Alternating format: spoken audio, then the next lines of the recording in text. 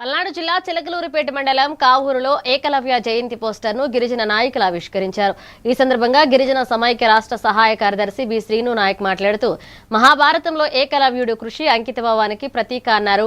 ఈ నెల 25న ఏకలవ్యుని విగ్రహాలకు పూలమాలలు వేసి నివాళులర్పించడంతో పాటుగా అన్నదాన కార్యక్రమాన్ని నిర్వహిస్తామని తెలిపారు.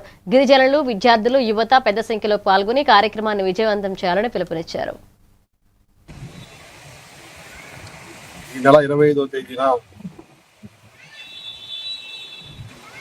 ఏకలవ్యుని యొక్క జయంతి కార్యక్రమం గిరిజన సమైక్య ఆధ్వర్యంలో చాలా ఘనంగా నిర్వహించడం జరుగుతుంది. ముందుగా చిలకలూరిపేట పట్టణంలో ఉన్నటువంటి రైతు బజార్ దగ్గర ఉన్నటువంటి ఏకలవ్యుని విగ్రహానికి పూలమాలలు వేసి నివాళులర్పించడం జరుగుతుంది. ఆ తదుపరి చిలకలూరిపేట మండలంలో ఉన్నటువంటి ఏకలవ్యుని విగ్రహానికి నివాళులర్పించిన అనంతరం అన్నదాన కార్యక్రమం జరుగుతూ ఉంది. ఈ కార్యక్రమానికి ముఖ్య అతిథిగా గిరిజన సమైక్య రాష్ట్ర ఆర్గనైజేషన్ కార్యదర్శి అయినటువంటి మూట రాముడు గారు ముఖ్య అతిథిగా హాజరవుతారు.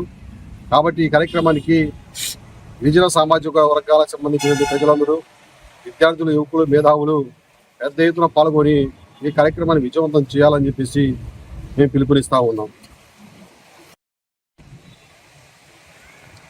ఈ నెల 25వ తేదీన